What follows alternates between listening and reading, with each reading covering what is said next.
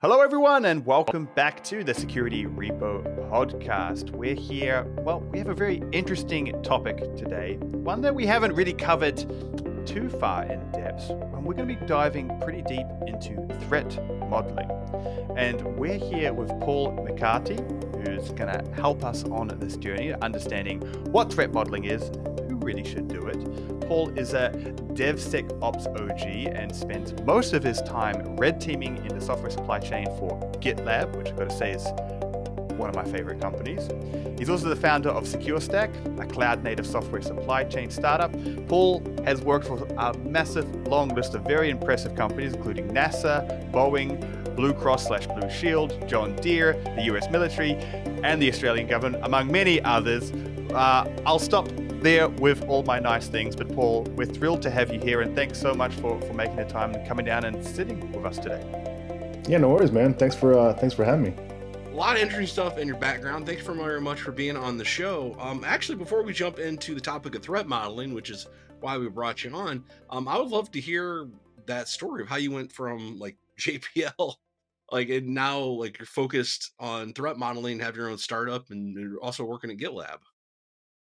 Yeah, man, it's been a long journey. As I've said on occasion, don't let the baby face fool you. I've been in the game a long time, over 30 years actually. And how it happened, man, is that I started out early in my career as a Unix admin. I was a system admin, just like a lot of other people that start out. And I was kind of the guy that put my hand up when somebody asked, "Hey, can somebody go and work with those developers?" Right. And so I was always kind of adjacent to software engineering teams, and I had a background in software engineering myself. And then sometime after that, same kind of thing happened. I said, "Hey, does anybody want to go and work with the security team? We got to do this thing called HIPAA." Basically 6 months, I went and worked with a security team. So even though no one has ever employed me as a software engineer, which is probably a good thing. I've always been adjacent to software engineering and security. And so I live in this kind of weird spot, and I have been for many, many years, between security and software engineering and, kind of cloud ops, what everybody is doing nowadays. Cloud native seems to be like kind of a buzzword at this point, but also the reality of where we're living. Like just again, I know we're here to talk about threat modeling, but how did you really take on that mission of let's secure your cloud native stuff? Like how did you take that on as like a mission in your life? Well, I mean, it really, you're where you are is really the sum of your parts, right? And I went through a couple of migrations when I was at Blue Cross Blue Shield and then with some other organizations where we took, kind of classic multi-tiered data center applications and migrated them to the cloud. And I did that really early. So we're talking about 2000. I started doing that kind of stuff in like 2007, 2008. And understanding that model we were moving to, that cloud, which we now call cloud native. I don't like to use that because cloud native has kind of become like it's kind of a synonym for Kubernetes, which is a weird, how did cloud native become Kubernetes? But anyhow, that aside, cloud adjacent or cloud centric. And so that's how it happened for me, is just, being part of migrations and leading those efforts. Let's talk now a little bit about threat modeling, but let's kind of start at the beginning. How did this even start to become on your radar? Because I'm trying to follow the pathway from Unix to working with NASA to these cloud native areas. And where did threat modeling become kind of something that you became passionate about? Well, first thing I want to say up front is I'm not like a threat modeling guy, which is ironic that I'm here to talk about it. Because people that are, Chris Romeo and some of the other people that are like, threat modelers will probably be aghast that Paul McCarty is talking about this. But for me, to answer your question directly, is like going all the way back to the 90s and certainly in the 2000s, the applications we were building typically had a public component, right? Our customers were using it, whether it was a web app or some other, API-based application.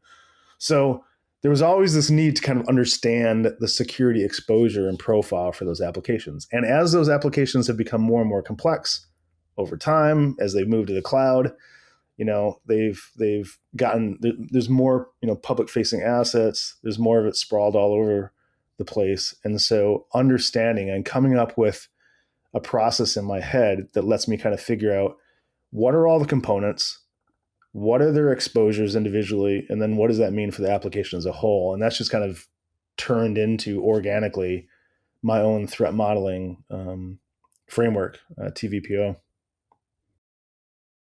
So I think you summed it up pretty well just there, but we ask you to give like a semi-formal definition, like in your head, when you say the word threat modeling, especially to clients, and they say, walk me through, what does a threat model mean? Like, what's the words out of your mouth? Yeah, I mean, really, threat modeling is, it's basically the process of identifying the components and the scope of whatever it is that you're threat modeling, whether that's an application or, you can threat model all kinds of stuff, companies and environments and whatnot.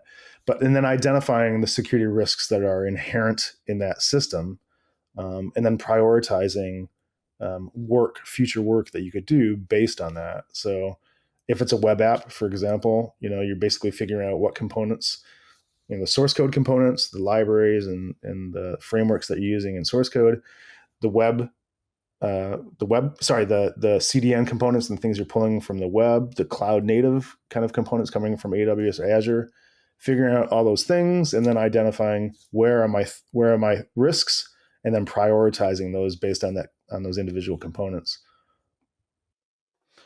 You mentioned something just kind of a little bit back. You said that you had come up with, I think, your own kind of framework for threat modeling. Could you maybe elaborate on that a little bit, and what, I think it was PTO or something you said? I can't remember the it was created organically just out of me doing my job, right? And trying to stay abreast of these complex web applications. But the most recent version of it is called TVPO, Target, Value, Patterns, and Objectives. Originally, that was VBP when I created it, Value, Behaviors, and Patterns. It's just been expanded a bit. But the idea is that T for target, you're basically identifying, before you can threat model something, you have to understand, what is the target? V, what is the value that target provides to the bad guy that's targeting the target? P, what are the patterns, the behaviors, both at the individual human level, but also, in the organization? What are the patterns that bad guys can use to their advantage? And finally, objectives. So objectives are the specific goals and the timelines that the bad guys want to get out of it. So the value to something might be, it's a cryptocurrency exchange. So the value is, future money. But the objective is, let me actually get to the money and get the money out, right? So value and objectives are two different things. Yeah, I love that. It's kind of because one of the problems with threat modeling is that you can kind of feel lost out there in the jungle a bit when you start. It's like, okay, what do the bad guys want to do? Well, I don't know. It's hard to get into that mindset. So it's good to have structures to it. And I find some of the additional, I guess, frameworks and things out there. Like if you look at MITRE, I don't know how other people have felt the first time they've opened up the MITRE framework. I was a little bit overwhelmed of, all the things. So breaking it down into something of like, let's just start. Let's try and look at what's of value to the attackers, to targets, and going through in steps like that. I feel like that's a really helpful way for people, because it can be a little bit overwhelming to start with, right? Because you're basically asking someone to think like an attacker. Yeah, 100%. I mean, that's kind of the fun of it, though, is you get to put yourself in. I think that's what was cool about the MITRE attack matrix when it came out. While it is big and kind of overwhelming initially, it was the first time that we saw something that described things from the attacker's perspective, right? It is basically from left to right, the life cycle of how attackers start their process all the way to how they exfil your data and pwn you, right? Like, and everything in between, that whole life cycle. So putting yourself in that kind of mindset of the bad guy is part of the fun. Just don't stay there. Don't stay in that mindset. Come back to the light side. Uh, I really like this model because it doesn't sound very IT centric. It doesn't sound very even cloud native centric. It's like, here's how we should think about security, from like locking the front door to doing our banking. Um, I guess, when should a company start thinking in these terms and start thinking like, hey, I have a company now. Let me do my first threat modeling, like formally. Like, is there a what's that inflection point?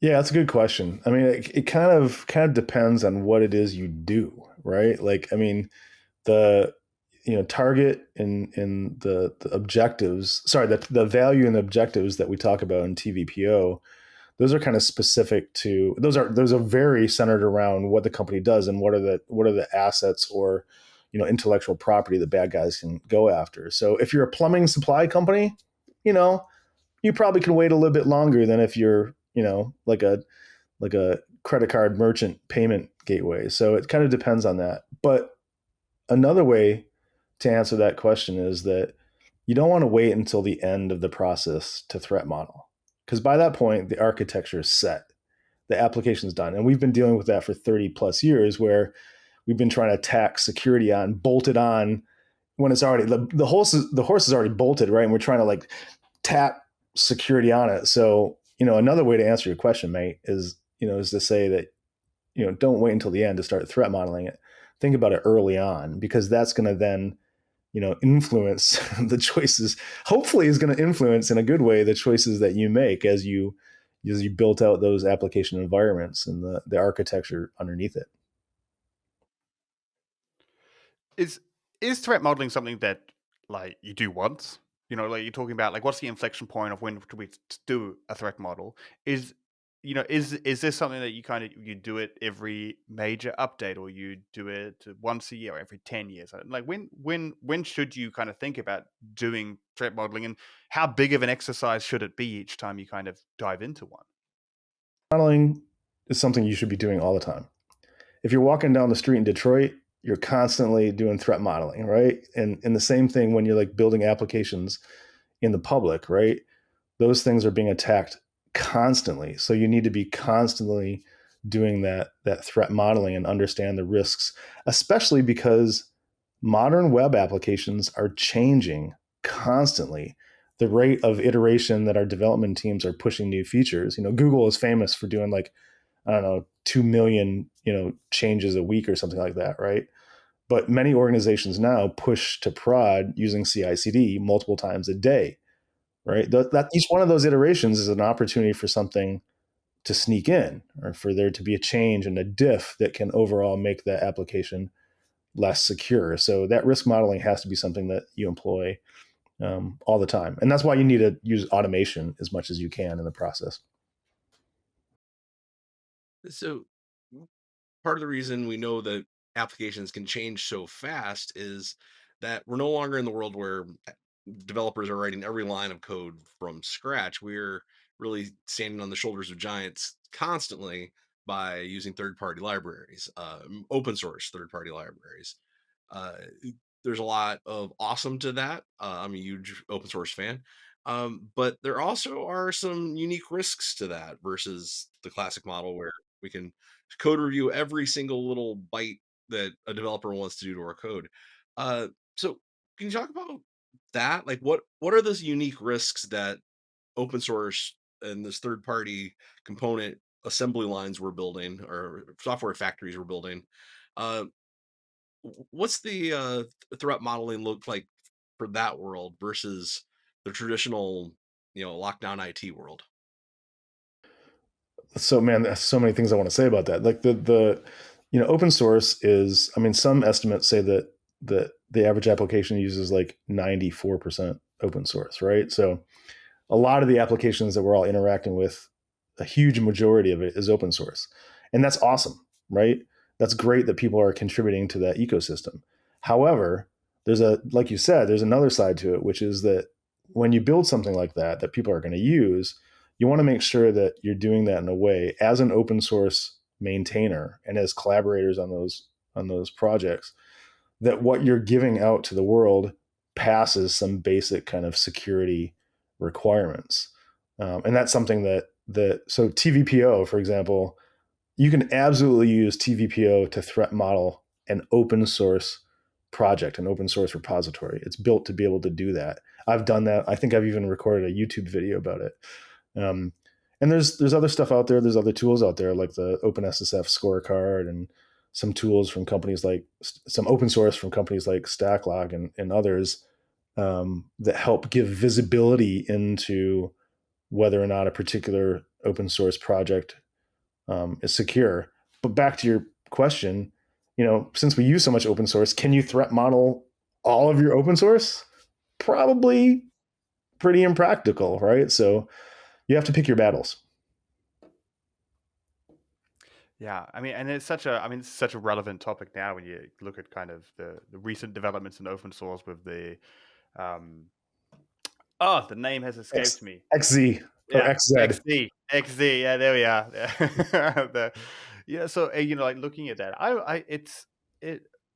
What do you look for? Like what should a threat model that includes your open source components? Like what are you looking for specifically in those? Because I mean, I read the breakdown of how the XZ vulnerability was found.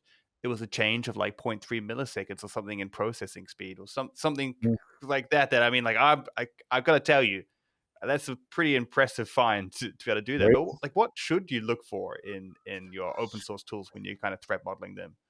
Yeah. So I mean, and to that last point there, thank God that guy went so deep on his post. He's a Postgres database guy that works for Microsoft, and he just went super deep on that to find that how why SSH was running slower. And we all have him to thank for it, because if he hadn't found that, XZ would have found its way. It was already in Fedora and Debian, an early version of Debian. If it found its way into the enterprise Linux variants and Ubuntu, all of us we would have all had a very bad couple of months, right? But anyhow, back to your question, what could we do about in that kind of scenario? It's tough, man, because like I said earlier, you can't threat model every single open source library and project that you're using.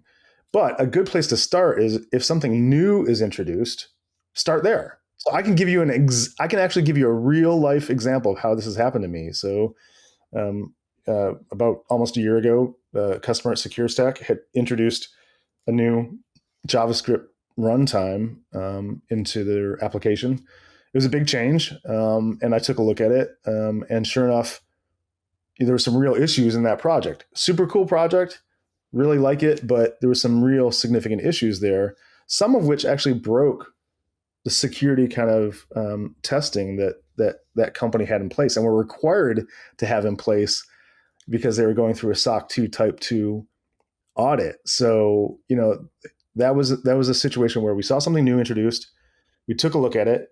We used tools like OpenSSF Scorecard and some of these other tools like Trusty, and then went a little bit deeper on it, and we found some real issues. So, does it take work? Yeah, but you don't have to bite off the whole apple, right? Take it in chunks, right? Start with the new stuff.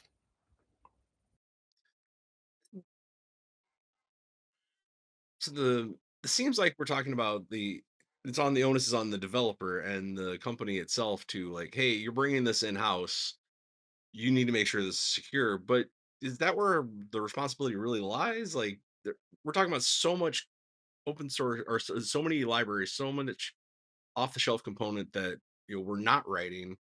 At what point does the maintainer uh, have some responsibility in this? Definitely a shared responsibility, right? To steal that term from the cloud providers, but it's definitely a shared responsibility. Like the maintainers and the collaborators need to do, and that's why I've actually been working on something. It's not ready for prime time yet, but I've actually been working on something called Minimally Viable Secure Open Source Project. It steals some ideas from a really cool project that I've been a part of for several years called MVSP, which you can find at mvsp.dev, which is backed by Salesforce and Google and a bunch of other orgs. But basically, what MVSP does is it says, here's the minimum baseline that a product, like a commercial product, should have. If it doesn't meet this minimal baseline, then you probably shouldn't buy it. And in the same way, we need to kind of come up with what are the things that open source maintainers and the collaborators that work around them should be doing, like the minimally viable things they should be doing. Really good example is if you take a look at a new, like, you see that somebody introduces a new component into your application, go and check out its repo on GitHub or GitLab and see if they're, if inside the GitHub workflows, are they scanning it using SAST and SCA and other tools? If they're not, that's a signal to you. That signal says, hey, maybe this team, doesn't take security very seriously. And there's a bunch of other things you can look for, many of which things like OpenSSF scorecard will point out to you, but some that they won't, right? Like the thing with XZ and Giatan, that was the fact that, it was a persona created probably by a bunch of people in Beijing that was then backed up by these other fake personas. If you go looking for that and know what to look for, it's pretty obvious when you see it, right? Because you go and look them up on GitHub or GitLab or Bitbucket on the activity graph, and you can pretty quickly identify whether somebody's real or not. So, but that takes work. That's something that you have to do. You have to go out of your way to do it. But if you care about the software that you deliver, you only have to do that once. And then, you scan it with your SAST and your SCA tools, and they'll identify if there's any additional vulnerabilities that get pulled in. Hopefully they identify that. But in the meantime, you've done, your due diligence as a collaborator or a maintainer of a project that people are using. Yeah. I kind of love what you've been talking down there, and there are lots of these indications that you could look at and go through.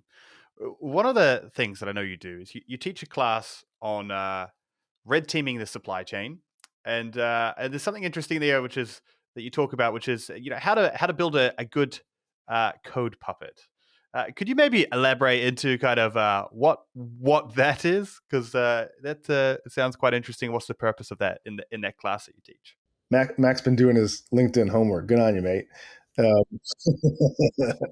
Yeah, code puppets is a concept that I came up with, and I taught it for the first time last weekend in Adelaide for Adelaide B-sides. But basically, the idea was, I had come up with the idea, and I'd been using this technique for years before Giatan, the fake persona behind the XZ utils attack came out. But basically, the idea is that code puppets are personas that you create, developer personas, fake. Let's just be clear, fake, potentially malicious. If you're a bad guy, you're creating these as part of an attack. As a red teamer, I'm doing this as part of a controlled, red team operation.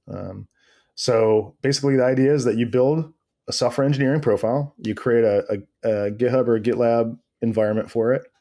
You make it look like it's realistic, and there's ways to modify the activity graph and commit history and all kinds of other stuff. You populate it with a bunch of products. You then go out and make it interact with other projects. And within less than a week, in some cases just in a day or two, you can create a very realistic looking code puppet. So that's short word for a coder sock puppet. A sock puppet is a persona you pull on, you use it to do your thing, whatever that offensive security operation that you're doing, and then you pull that persona off and you put another one on. And so that's what a code puppet is, mate. Yeah, I love it. I have this visual of you in a group of class people over sock buckets on your hand, kind of talking. I know they're probably metaphorical sock buckets, but I have that in my brain now, and I'm quite enjoying. I'm trying to enjoy the look of that. The class did like the art that I made, so I created like sock puppets, and anyhow, it was good. I love it. And these little things like that just help you kind of get out of your current persona and to start thinking, because it's interesting whenever I look at breaches and try and break them down, a lot of them happen in ways that you just kind of think, how on earth did someone think of that? We've talked about XC a lot. How on earth did someone kind of think of that? And how they do it is they're thinking in a very different way. So if you're going to preempt that, you have to try and at least get into that. So it's really important, and I love the concept here of kind of building out these personas and what they do, and then I guess taking that into your approach when you're doing your threat modeling is looking at it through different different personas that you've built out. Yeah, and to that point, like I mean, the software engineers that are so what does every software supply chain have in common? It's got software engineers, right? It might not have cloud components, it might not have, third-party APIs or whatever, but every software supply chain has got software engineers. And the reality is that, we put a lot of stock into the activity and the breadth of these people that we see inside of these SCM personas. And that activity that I did with the class last weekend showed them in a really immediate, visceral way that you can create it all. It's all fake, right? You can, and so then they take that back to them when they go and start interacting with open source again. They know some of the things they can look for now in some of those people that are on those projects, and that's a good thing, and that's why I teach it. I really like the idea of this puppet, but it does sound a little energy intensive. Like nothing's free. Everything takes at least some kind of resources. But this does sound like, hey, I got to go create this other persona. I got to create code base. I got to create these other things, and I got a full time job. I got Sure. other things that I'm worried about to keep my company open. At what point do you see the value in that? Or is that something just like literally, if you're open source maintainer, this is something you should probably be doing? Yeah, I mean, just to be clear, I don't think the open source maintainers should be creating sock puppets. What I think they should be doing, though, is I think they should be looking.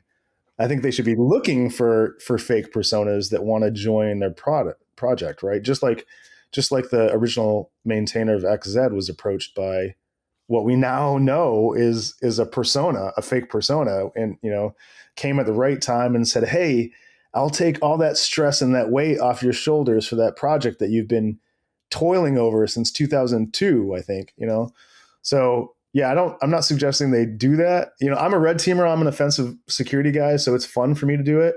And by the way, I have automated a lot of it, so it's not as time intensive as it used to be. But the cool thing is that I don't need a ton of those, right? I accidentally burned 3 or 4 of them during my training with my students, but aside from that, you don't need that many of them, so it's not that bad. No, and I do love that. And we could open up a whole nother can of worms here about kind of the open source kind of mental health and areas like that, which I think also contributed to the XZ and how open source containers. But we're going to have to rein myself in because we're coming to the end. So yeah, we're going to steer on course here. But we do have a couple of things that I want to ask. We ask all our guests, and we play a game called Best and Worst.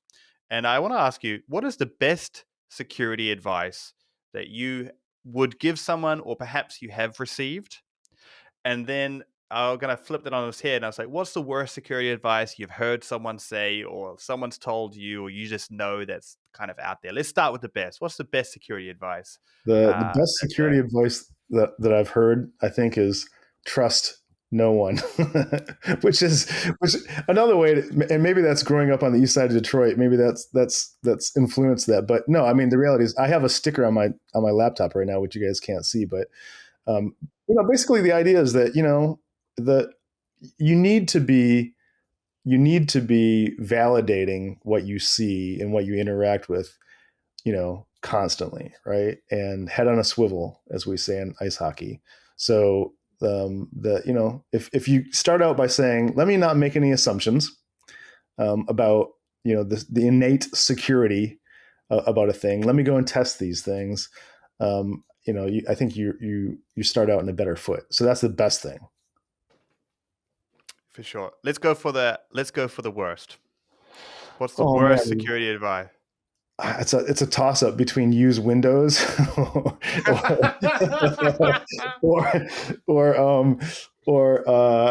the cloud has got you covered, right? If I had $1 for every time I've heard somebody in a startup say, "Oh yeah, we don't have to worry about that because we use AWS or Azure," right? The cloud, they've got us covered. And you're like, well, there's this whole thing called the shared responsibility model that expressly says the opposite. But anyhow, yeah, I'd say the worst advice is just use the public cloud. They got you covered. Paul, we're coming to the end of the episode now, and it's been a fascinating conversation. But I did want to maybe give you an opportunity. I know that you have a training company, and maybe if you could let the audience know what that is, what you guys do, and where they could find more information, because I'm sure there's probably a few people that maybe want to dive a little bit deeper into some of the topics that we've covered here. Yeah, man. Thanks for the opportunity. So my training company is called sourcecodered.com. Nothing fancy, sourcecodered.com. And we do training, kind of software supply chain training and AppSec training. And we have some plans to build some stuff online. So one of the things that came out of last weekend's B-sides thing is that people were like, "Hey, Paul, that this one day was great, but there was just so much content. This could easily be 2 or 3 days, and is there some way for me to do that?" And I said to him, it's something I'm actively working on in my spare time. So yeah, we hope to have, more content coming out over the next 6 months or so. Right. And just for all the listeners know, if you go into the show notes, you will find links to all of that, including links to Paul's GitHub, which is GitHub/6mile. Also to the Paul McCarty TVPO open source framework for threat modeling. That will be down there too, as well as the DevSecOps playbook and some more helpful links. So if you're wanting to know what are the next steps for this, then check out the show notes. It's going to be helpful links down there, including all the social media to Paul so you can follow him. Paul, I just want to thank you so much for coming on the show. Dwayne, do you have any final words before we close up for the day? No, just want to say thanks very much for coming on here. For those of you in the audience who might not be aware, we're in 3 very different time zones to make this happen, so appreciate your flexibility of working with us to get on there. You're in Australia, Mac is in New Zealand, and I am in Chicago, so very hard to coordinate across those 3 very dispersed time zones. I also wanted to say thanks for giving a shout out to OpenSSF and the Secure Card the OpenSSF scorecard.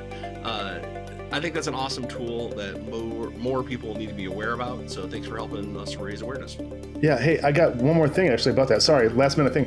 OpenSSF just came out with something new called Siren. They just released it. It's basically threat intel for open source. They just came out with that just a couple days ago. So I just want to shout that out too. Awesome. I'll check that out. Cool. Definitely. Well, thanks so much, Paul, and I hope you have